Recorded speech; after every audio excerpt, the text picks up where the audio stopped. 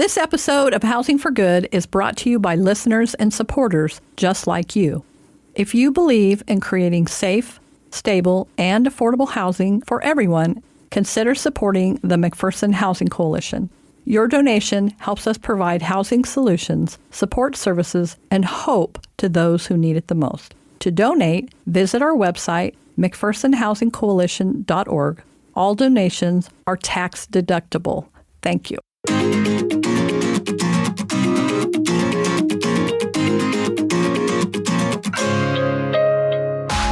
Welcome to Housing for Good, a podcast dedicated to housing topics and issues affecting our communities in McPherson County and beyond. With years of experience and expertise, hosts Chris Goodson and Karolyn Moore discuss housing challenges and opportunities with other experts from a variety of housing fields.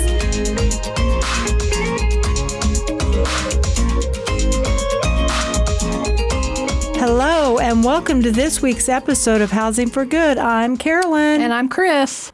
All right, Chris, there's been a lot going on in our world the last few weeks, but what do you got for news today? Well, I don't have a lot of news, but I wanted to talk a little, just for a few minutes, about, we talked to Otis Odell last week about addressing trauma and housing design, and I absolutely loved what he had to say about that. I know. And it was really interesting to know that we have done the Oak Harbor cottages exactly to the specifications that you're supposed to have to keep people from experiencing more trauma. Yeah. It explains why typical homeless shelters do not work well. Yeah. And why we're having this success. Yes. Or our clients are having the success that they are. Yeah. So anyway, that was very interesting too. That was all I had. I just wanted to recap that a little bit. And okay. That was a really interesting podcast last week. So today, who do we have today? I'm excited about this one. Today, we are going to speak with Marilyn Stanley with Kansas Housing Resource Corporation. Oh, yeah, they're our friends. We call them KHRC. Yes, we do. So I always have to stop and think for a second. Okay, what do those letters mean? Yeah. And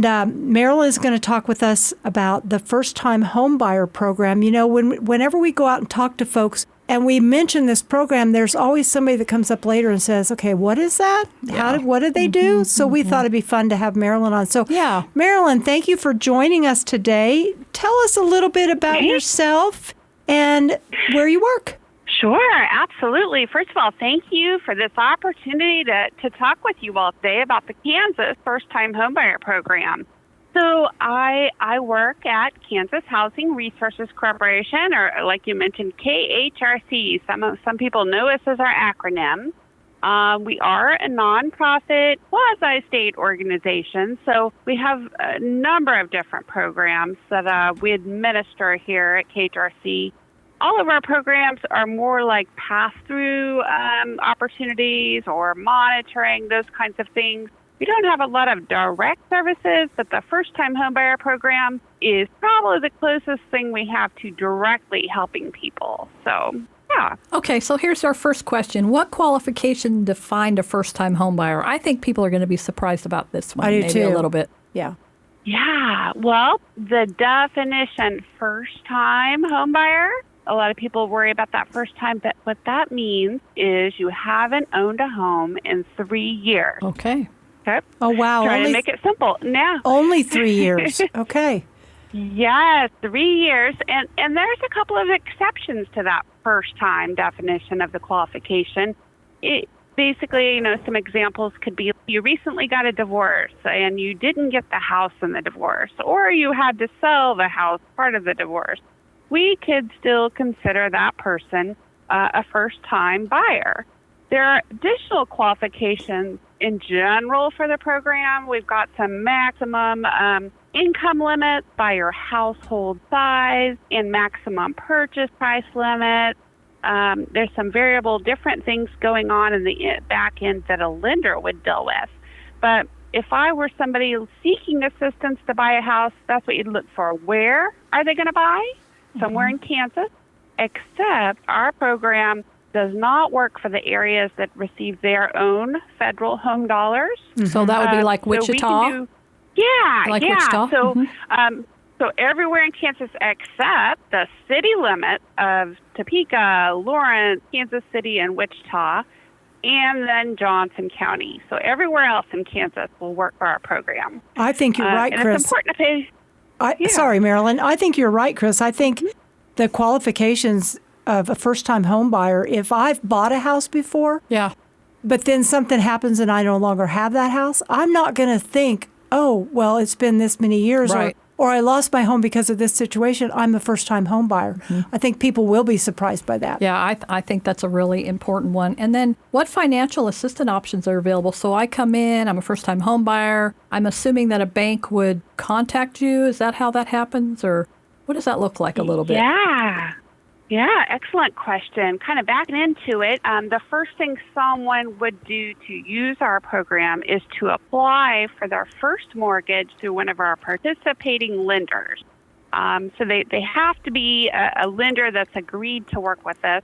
And then basically the lender, the person is applying for their first mortgage and giving this lender all this documentation and support, and so they can approve them. And then that lender sends that information over to me, and I do a little mini underwriting, if you will, and then we can decide to reserve those funds and begin the process. So the options, families can get either 15 or 20% of the home sale price in assistance from our program.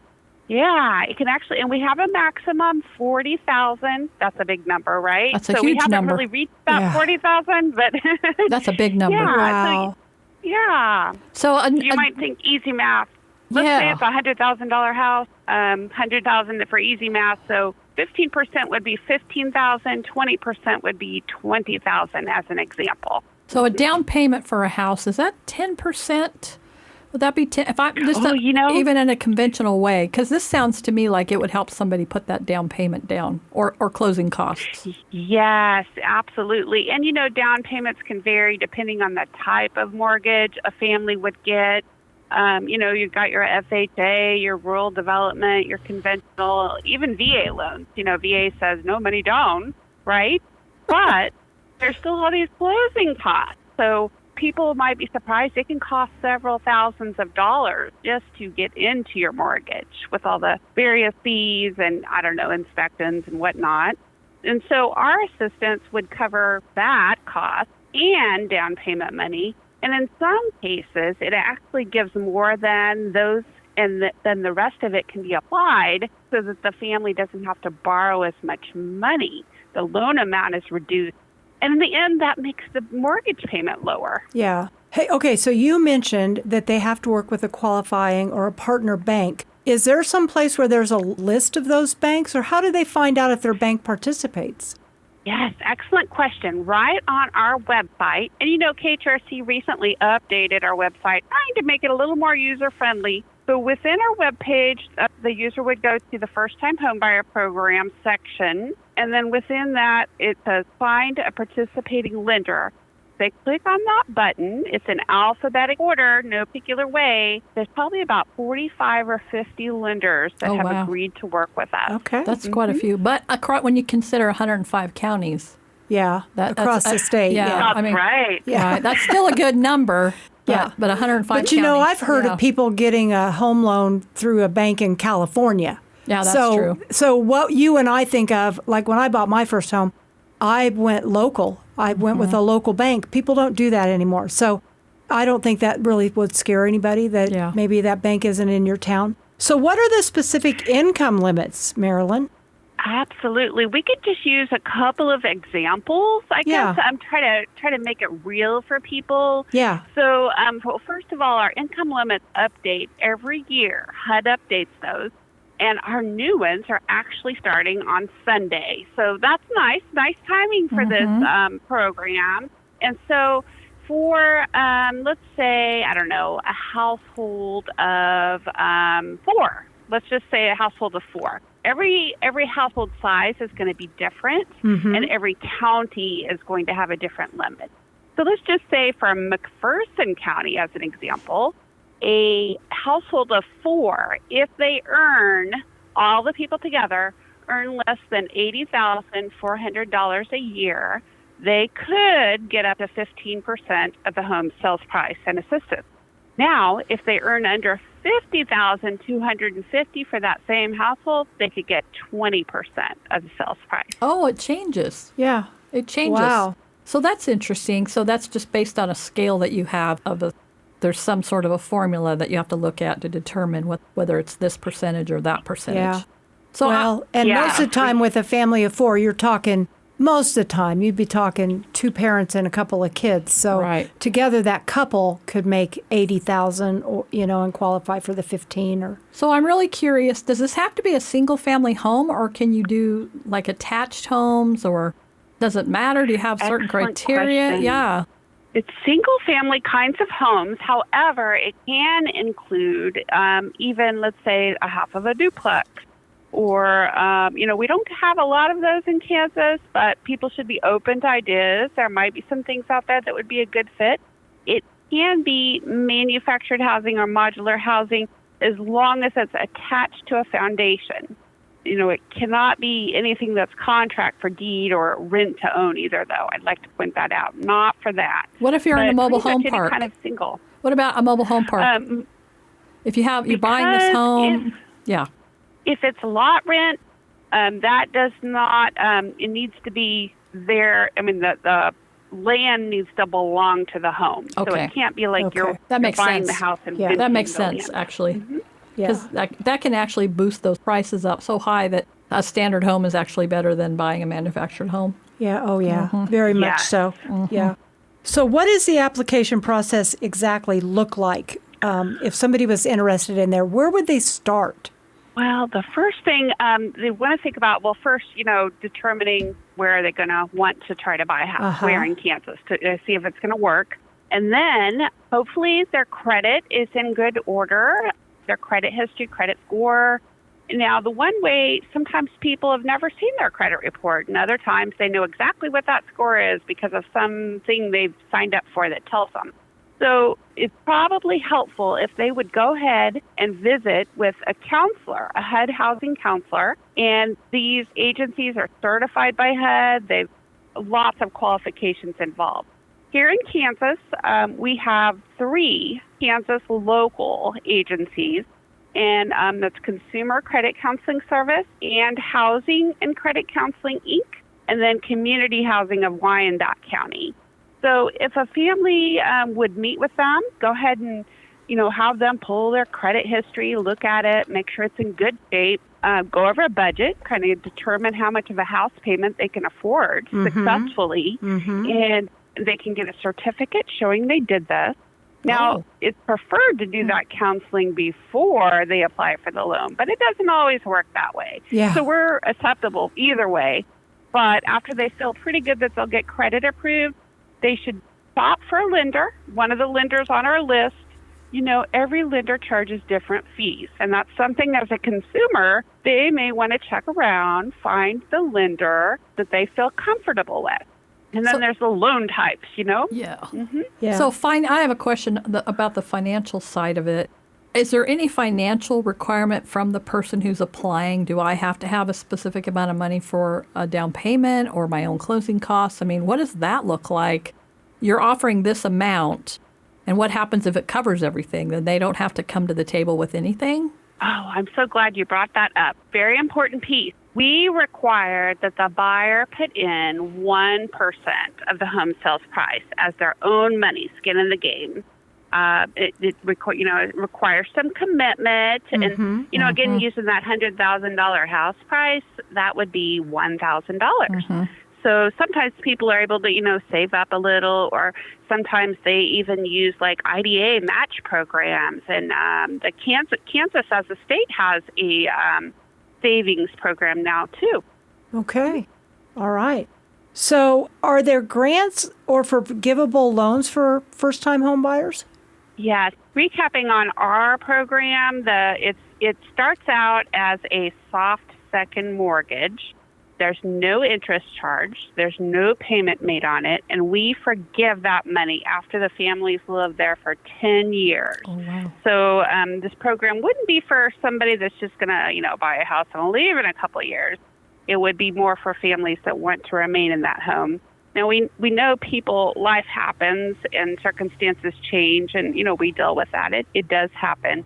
But at 10 years, when we can release and forgive that money, that's just an amazing time. Good time to congratulate that family. There are some other programs across Kansas, too, and it can be paired with our program or layered, if you will. Okay. As long as the family doesn't get more than 30% of the home sales price in assistance, we could use more than one program. Oh, wow. That's really interesting. That's a pretty good chunk of change. And that really makes a lot of opportunities for families that are trying to buy their first home, or maybe a single mom with a couple kids that she did end up with a whole lot. And she really has an opportunity here. I didn't realize that you could pair this with other programs, but I'm curious as far as, so I'm an appraiser, and when I do appraisals, I look for specific things in homes. Is there like where somebody comes in and inspects that house to make sure that it's going to meet certain criteria before you're willing to loan on that home? Oh, yeah. Yeah, our program, because it is using federal dollars, we are required to assure an inspection gets done. It's called an NSPIRE, NSPIRE inspection. And we have inspectors across the state. They're working for nonprofit organizations. And once I reserve funding for a family to use our program, I request this inspection. And, if it's more of a health and safety kind of inspection, in short, some people say, it's like an FHA or a VA kind of inspection. But I don't know that it's necessarily exactly like that. I think it is more health and safety. So we still encourage families to get their own whole home inspection because we want them to be in a good situation. Yeah. Yeah. So other than having to live in the home for 10 years before you can consider selling it to get that loan forgiven, are there any other ongoing obligations or requirements once they're approved? Well, we want it to be their primary residence for that entire 10-year time frame. And to monitor that, every year we send out a letter asking them to complete a residency certification form and send in some documentation. It just documents for us that they're still at that home and they're abiding by their agreement. And then at 10 years, we just send them that release and say, congratulations. That's awesome. So I have a quick question. If I'm a bank anywhere in Kansas and I'm interested in becoming a partner, how do I do that? Do I just call you, or is there a sign up, or how does that work? Because I think it's important, especially on this podcast, and people are hearing this. Go to your local bank. Maybe we could get more banks who are going to participate, and then open that up to more families. Yeah, getting the locals on board is really important. And so we have quite a few locals already, but, especially if you see your bank's not on the list, please help them connect to us. They could just call, and I'd be happy to send them over some information about the program details.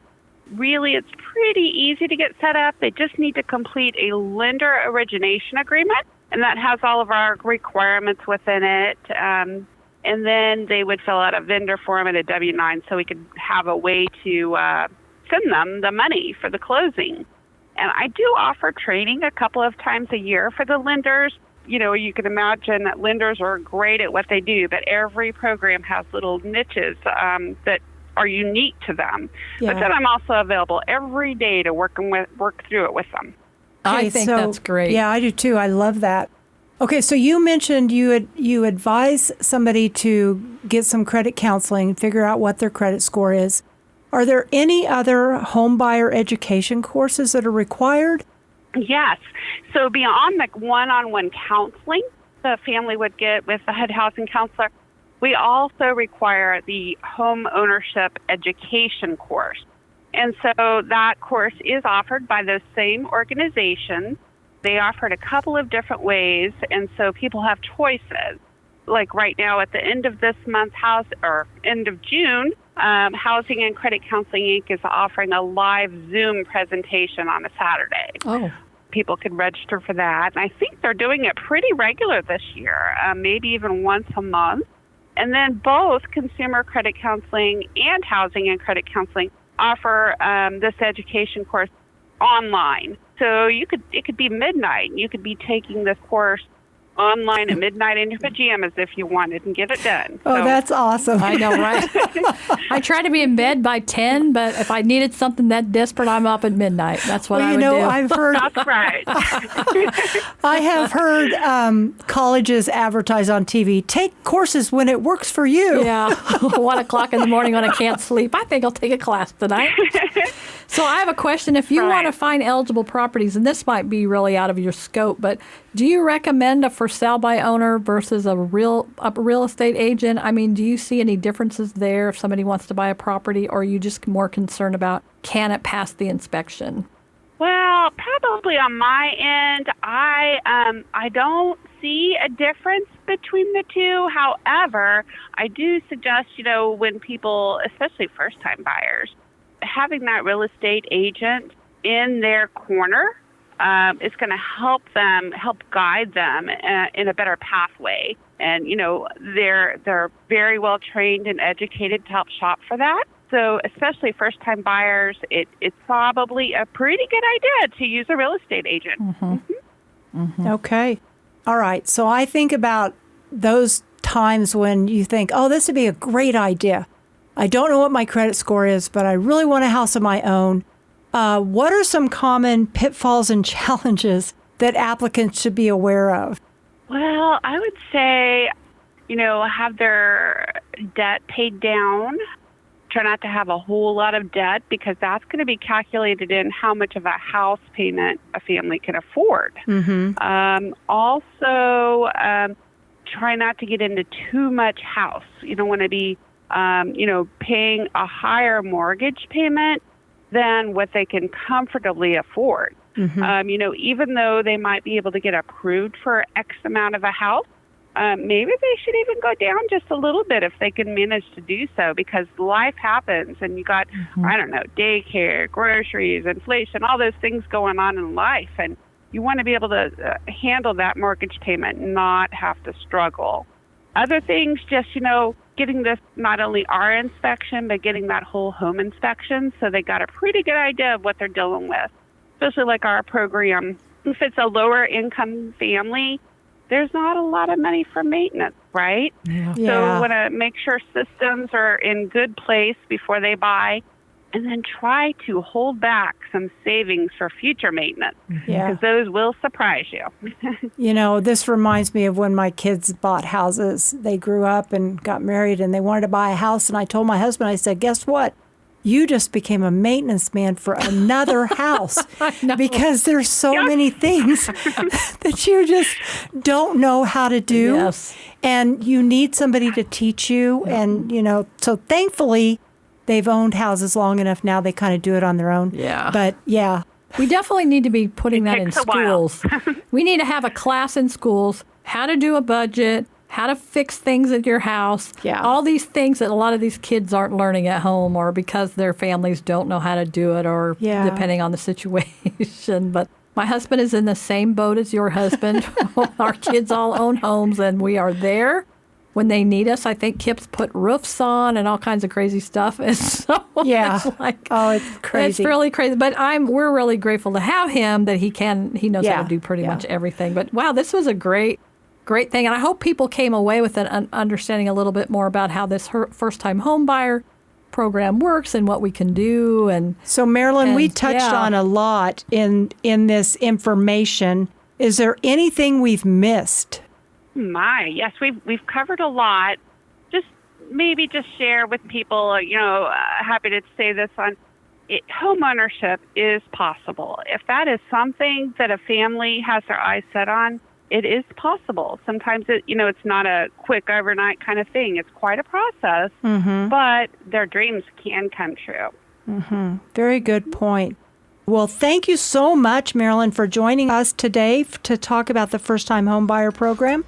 I want to let our listeners know that if they'd be interested in talking on our podcast, or they know somebody that would be interesting to hear from, contact us at housingforgood@mcphersonhc.org. You can also leave a review. Let us know what you like, where we need to improve. Give us some feedback. Thank you so much for listening today. have a great day.